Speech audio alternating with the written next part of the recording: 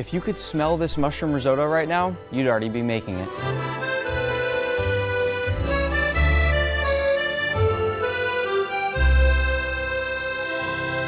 We'll begin by pouring some hot water over some dried porcini mushrooms. These are packed with umami flavor and will help us build that amazing mushroom flavor right from the start. Let these soften now in the warm water for 20 minutes. And 20 minutes later, here we are. Come on, you know I never like to make you wait. Now, we're gonna strain our porcini mushrooms to drain off that flavor-packed liquid, which I'm gonna save off to the side, and then bring these back to the sink and give them a quick rinse. Now, it's time to chop our mushrooms. We wanna chop these up nice and fine, and just remember, the smaller you chop them, the more they're gonna spread out throughout your mushroom risotto, giving even amounts of that concentrated flavor. But there's really no right or wrong answer for how finely you chop them. It should really look something like this. Already, with these two simple things right here, we've already built an incredible foundation of flavor for our mushroom risotto. It's time now to make our stock. And just to back up for a second, risotto, all it is stock plus rice plus whatever you want to add into it. To begin the stock, I'll start by taking off all of our mushroom stems. As you can see, we have a ton of different types of mushrooms here, and if you can name them all without cheating and write them in the comments below, I will be very impressed. I'll give you all the answers in just a little bit. For now, I'm just going to trim off all the stems. The stems are often a little bit tougher, just not the best and most luxurious part of the mushroom to eat, so we're just going to use them to build flavor in our stock because they still carry lots and lots of that mushroomy flavor. This here, by the way, is one of my favorite looking mushrooms. It's almost got this sort of fur to it that you can pet like a dog. But I'll give you a little hint if you're still trying to write them all out. This one here is called lion's mane. Okay, all our stems go into the pot, and now our leek. I'm just going to take off the leek tops, and look at this. Remember, leeks have a lot of hidden dirt in there, even if they look really clean from the outside. So just make sure you wash them if you're going to use them in anything. I'm going to save the base of the leek and take the leek tops, and after a quick rinse, cut this into strips, doesn't really matter too much what size, and drop it into the pot along with those mushroom stems. Then, for our shallot, I'll trim off the stem, peel off all the skin, and surprise, surprise, this goes into the pot as well. Finally, we'll add in our porcini soaking liquid, and then top it all off with some chicken stock, a Parmesan cheese rind, which is the chef's secret to getting a super flavorful stock or broth. It is the best thing ever, and a generous pinch of salt. Move this over now to a burner, and set it over medium heat to let this simmer while you prep the rest of your ingredients. First, our mushrooms. As I cut each one, I'll give you the names and we'll see if you got them all right. The first one is a shiitake mushroom. You may recognize it more if I show you a cross section like this. In addition to being a classic risotto mushroom and being packed with umami, earthy, and slightly smoky flavors, shiitake mushrooms also work great if you're ever in need of a disguise. What am I doing here? Okay, next mushroom. Let's do the lion's mane, since I already told you that one. What's really cool about this mushroom is that you can actually tear it. Doesn't it sort of look like cauliflower on the inside? Some people say lion's mane mushrooms remind them of seafood, slightly sweet, a little buttery, tender like crab or scallops. I like them mostly because of their unique and fluffy look and texture. It's such a unique mushroom that when you look at it and feel it, it almost might be fake. It's a guy with hair. Lion's mane, done. Our next mushrooms are oyster mushrooms. These are mild with a clean flavor and a silky texture that'll blend beautifully with our creamy risotto. Not much chopping to do there. We'll move on to our maitake mushrooms. These mushrooms are rich, earthy, and woodsy, and they're incredibly good when they're crispy. So keep watching because I have a little trick I'm gonna show you that makes your risotto twice as good without much extra effort. And yes, it involves something crispy. Last mushrooms, these are chanterelle mushrooms. They're very light and delicate with a bit of fruitiness and pepperiness as well. If you got all 5 right, I am very impressed. But be honest in the comments down below. If you got 0, that's okay. Now you know all 5. Now for our leek. Very simply, we're gonna quarter them up and then slice them into little bits like this. It makes things more fun than using onion every single time when you're cooking.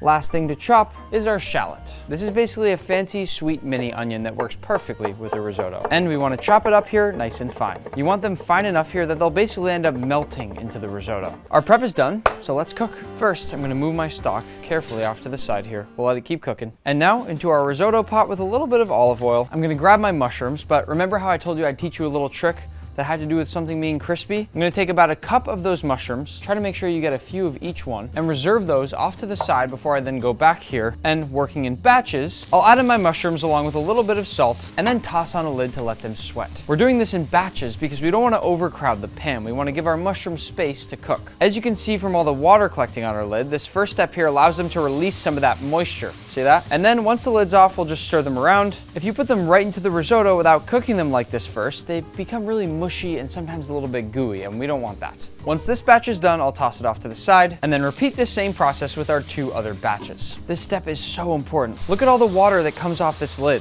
We're getting all of that out now so the mushrooms don't taste mushy later. These ones are done, so I'll move on to my last batch, but fast forward through this part so you don't have to watch it. It's the same thing again. This next step is my favorite part of my mushroom risotto recipe. We're gonna take these reserve mushrooms that we had, add a little olive oil to a pan, along with the mushrooms and some salt, and then same thing as last time, lid on for just a minute or 2. That's gonna help speed up the process of getting rid of some of that moisture. And then lid off, add another generous amount of olive oil, and then we're gonna fry them until they're nice and crispy. This is a great way to get an amazing balance of texture in your risotto. As you know, risotto is very soft and creamy and luxurious, and these are gonna be crispy, crunchy, and brittle. And when 2 things like that come together in food, it makes for an amazing bite. I'm going back and forth between medium and medium-high heat right now, enough to dry the mushrooms out and get them crispy, but not so much heat that they get burnt. Try to find that perfect balance as you cook. Once they're deep golden brown and crispy, set them aside in a bowl lined with paper towels and hit them with a pinch of salt.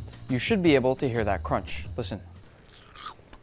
To cook our risotto, we'll start with 2 tablespoons of butter, along with our chopped leeks, our finely chopped shallot, and our chopped porcini mushrooms from earlier. Stir this over medium heat for about 10 minutes or until soft and translucent, while also breaking up any clumps of mushroom in the process to make sure everything is fully mixed. And once your mixture looks something like this, add in some minced garlic, stirring this for just 30 seconds before then adding in your rice. This here is our borio rice. It's a short grain rice that's the #1 pick for making risotto. This next step here is called toasting the rice. The goal is to stir enough that you coat every single grain of rice in butter. And this step is what's going to get you a creamy but still al dente risotto at the very end. As a reminder, we're still doing all of this over medium heat, and the key here is to stir, stir, stir. Just when you think you may have stirred enough, do a few more just to be extra safe. Whether you're cooking along with me or just watching, get ready to see one of the best smells you will ever experience in the kitchen, adding the white wine here to deglaze the pan. For me, this is the step where it really starts to smell like risotto. Once we see that most of that wine has evaporated, we can switch out our spoon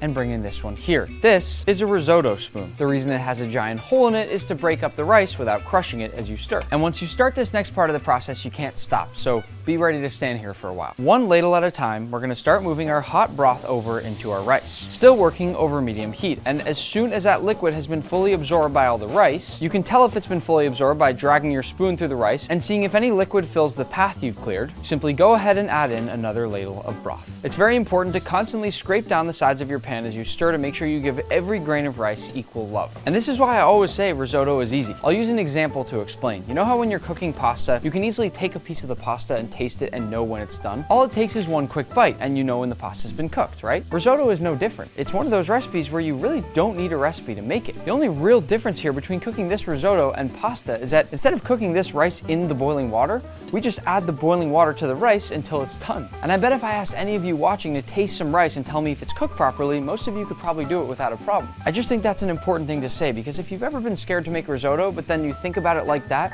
suddenly becomes a little bit less complicated. A natural follow-up question to everything I just said might be, how do you know when a grain of rice is perfectly cooked? Well, aside from just taking a simple taste like this, where just from that first bite you can already tell it needs a few more minutes, if you take just a single grain of rice and bite it in half, you'll see that there's a little white spot on the inside. And I can see right now that that white spot is too big, but once you get it to the point that it's only a tiny little white dot, that signals that your rice is al dente. It might seem a little strange that we cook risotto this way when every other rice dish seems to be cooked in a completely different manner. The reason is simple and pretty similar to what we talked about before. We cook it this way because slowly adding in that hot stock and stirring releases just enough of the starch from the rice to make it perfectly creamy while still allowing each grain to stay al dente. And the process doesn't take too terribly long either. It's only about 18 to 20 minutes and then your risotto is done, which reminds me that ours is probably only a minute or 2 away. You see how beautifully creamy this is without having added any kind of cream or cheese? That is the magic of risotto. One last little splash of broth and I think our risotto is going to be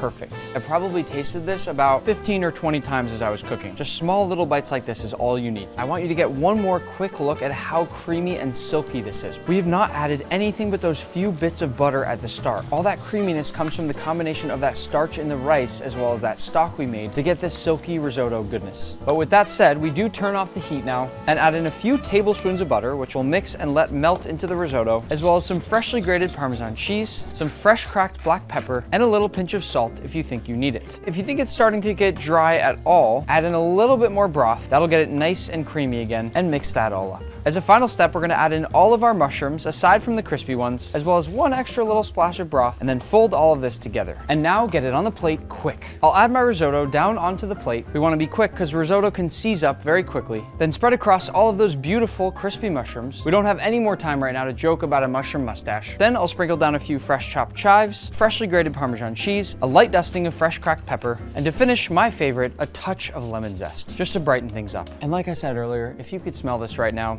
you'd already be making it.